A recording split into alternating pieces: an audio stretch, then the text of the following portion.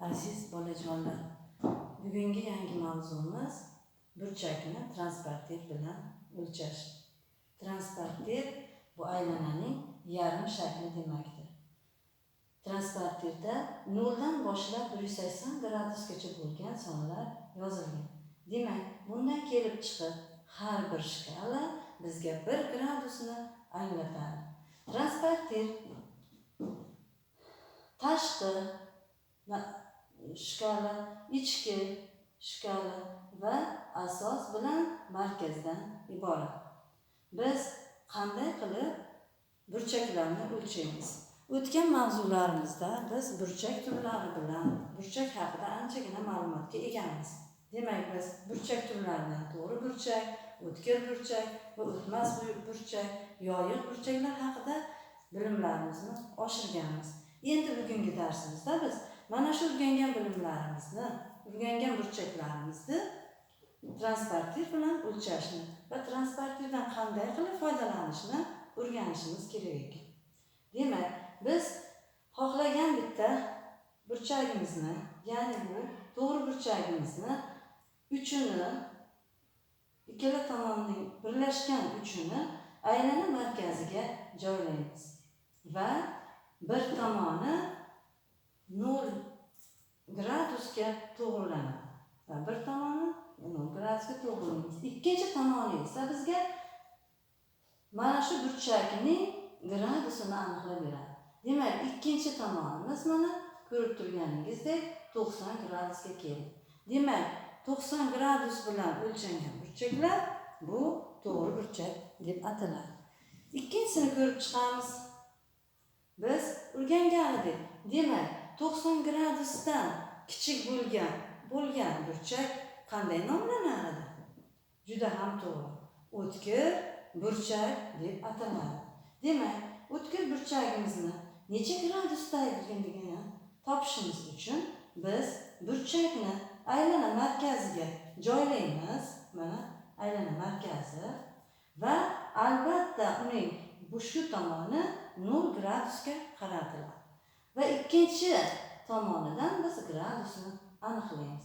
Demak, markazdan qo'yilganda bizning gradusimiz mana 60 gradusni ko'rsatib beryapti. Demak, bu o'tkir burchagimiz 60 gradusdan iborat ekan.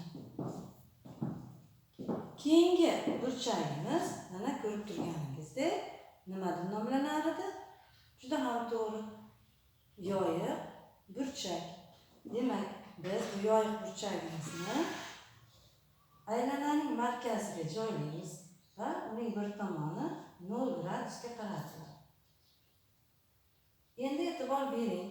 Aylananing ikkinchi tomoni mana bizga 140 gradusni ko'rsatyapti.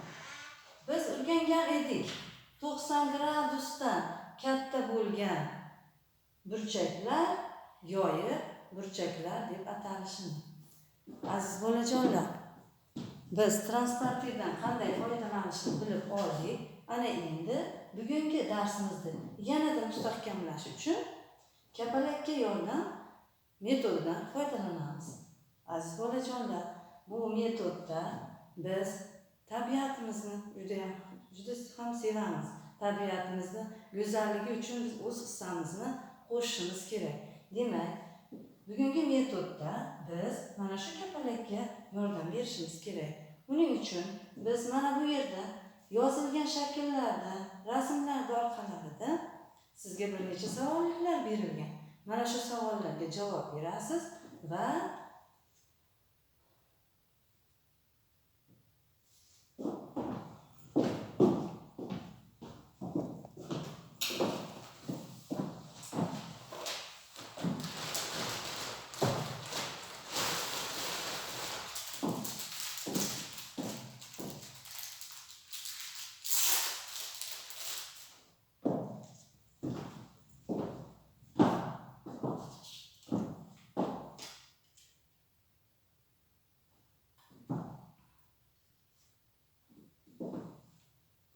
bolajonlar, biz bugungi yangi mavzumizni kapalakka yordam metodi orqali mustahkamlab olamiz.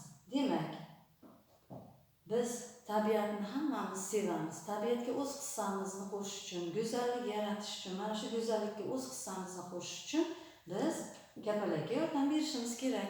Demak, bizga mana bu joyda berilgan shakllarimiz orqasida turli savollar, misollar, masalalar berilgan. Agar qaysi birini bajara olsak, biz bu shkalalarning biriga gullarimizni yopishtira olishimiz mumkin. Agar biz mana shu yerga gullarimizni yopishtirsak, biz tabiatga yordam bergan bo'lamiz va gullar ekkan bo'lamiz. Ana shunda bizning gullarimizga kapalakchalar kelib qo'nadi. Mana ko'rdingizmi? Kapalak ostida qanday burchak hosil bo'ldi.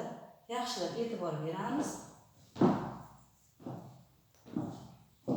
Demak, kapalak gulga qo'ngan burchagimiz 40 gradusni ko'rsatib beryapti.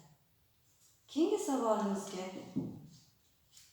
javob berish uchun biz mana bu shaklni olamiz va bu savolga javob beramiz.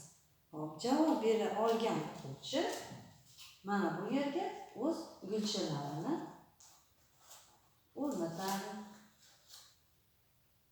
Ana endi kapalagimiz mana bu gulga kelib